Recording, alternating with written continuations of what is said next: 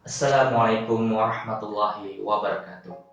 Alhamdulillahirabbil alamin wassalatu wassalamu ala asrofil anbiya'i wal mursalin wa ala alihi wa sahbihi ajma'in. Rabbi zidni ilma warzuqni fahma wa amalan shalihah.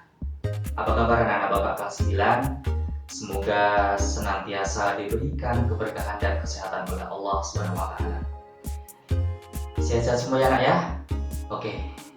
Kenapa pada kesempatan ini Bapak membuat video tentang pembahasan materi? Ya, karena pada pekan kemarin kalian semua sudah mengerjakan 10 latihan soal yang sudah Bapak berikan. Ya, anggap saja ya anak, itu adalah sebagai pemanasan setelah kalian lama libur ya, libur puasa, libur lebaran. Nah, anggap saja itu adalah sebagai pemanasan ya, supaya kalian tidak tegang, ya, tidak kaku ototnya ya. Jadi Bapak berikan materi yang ringan saja ya, yang tidak terlalu sulit ya. Nah, di sini Bapak mencoba ingin membahas ya, supaya jawaban kalian yang salah itu ya, kalian bisa tahu di mana letak kesalahannya ya. Cuma di sini karena keterbatasan waktu Nak, itu tidak akan Bapak bahas semua. Bapak hanya memilih beberapa soal yang kalau Bapak lihat dari jawaban yang sudah kalian kirim itu banyak yang salah ya. Nah, oke, kita masuk ke soal yang pertama. Jadi jangan dilihat urutannya ya, karena pada Google Classroom itu soalnya Bapak acak. Ya, soal yang pertama yang ini Bapak temui banyak kesalahannya ya. Jadi ada sebuah teks, tentang plankton dan fitoplankton ya yang sudah Bapak buat. Ini adalah kutipan teks ya, laporan percobaan. Nah, pertanyaannya adalah cuplikan teks itu menjelaskan ya. Nah, teksnya ada di sini, sekarang ada dilihat. Nah, jawabannya ada yang pertama adalah plankton dan fitoplankton, yang kedua rantai makanan, yang ketiga produsen primer, yang keempat adalah ikan-ikan kecil. Nah, kalau dilihat secara isinya ya, ini sebenarnya bukan menjelaskan tentang fitoplankton dan plankton ya, tetapi yang dijelaskan adalah tentang rantai makanan ya. Itu. Jadi banyak yang salah menjawab karena terkecoh dengan kalimat yang pertama ya, padahal bukan itu inti teksnya. Oke, itu soal yang pertama. Sekarang yang kedua ya, masalah yang tepat untuk dikembangkan menjadi teks laporan percobaan contohnya. Jadi teks laporan percobaan itu biasanya berhubungan dengan suatu hal yang ilmiah. Oke, kita lihat dari pilihannya.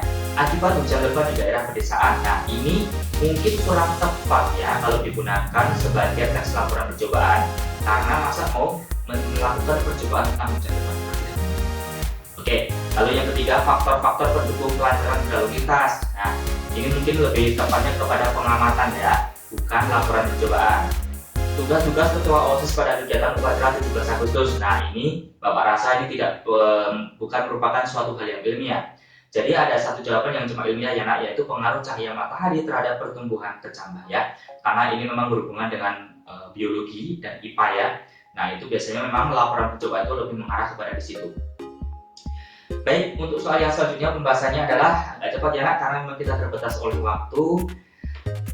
Oke, jadi ada sebuah judul laporan pengaruh pemanasan terhadap kandungan mineral dalam air ya.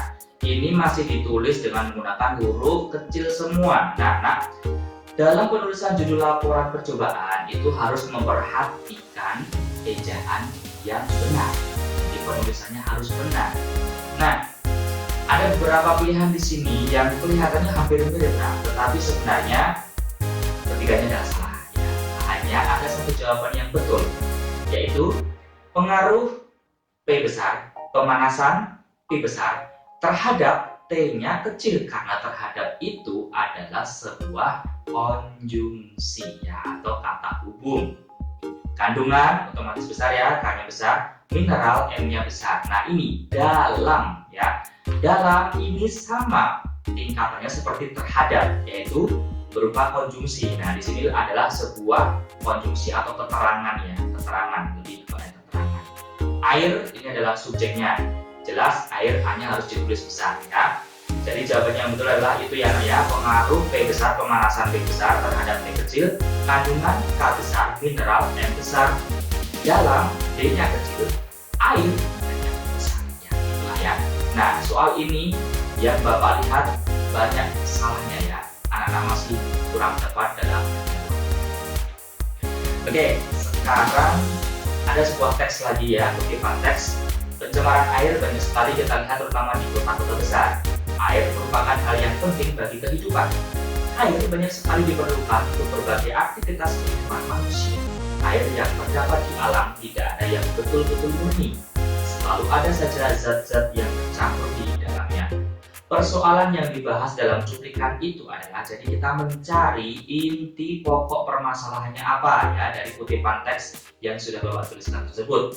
Nah, sudah jelas ya di sini pada kalimat pertama itu adalah sebagai kalimat utamanya ya. Pasti disitulah ada inti permasalahannya yaitu tentang pencemaran air.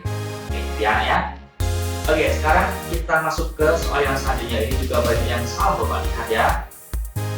Fakta yang dapat dimasukkan ke kalimat laporan hasil percobaan. Fakta ya, bukan opini. Nah, di sini ada beberapa yang opini ya. Menurut perkiraan para ahli. Nah, jadi sudah jelas ya, ada konjungsi menurut, berarti itu kan bukan sesuatu hal yang sudah pasti ya.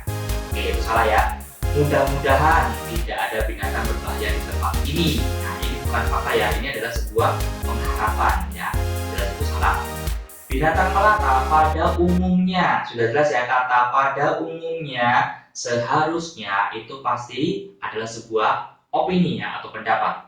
Nah, jadi yang merupakan fakta adalah ular ternyata ya, sudah jelas ya, ternyata akan mengejar tempat-tempat yang bercahaya. Ini biasanya terdapat dalam teks laporan percobaan pada bagian hasilnya. Kita masuk ke soal selanjutnya yang juga banyak kesalahan ya, yang anak-anak kurang tepat menjawabnya. Oke. Ya. Peristiwa ini disebut dengan etiolasi ya. Etiolasi itu silakan dilihat nanti di Google apa itu etiolasi.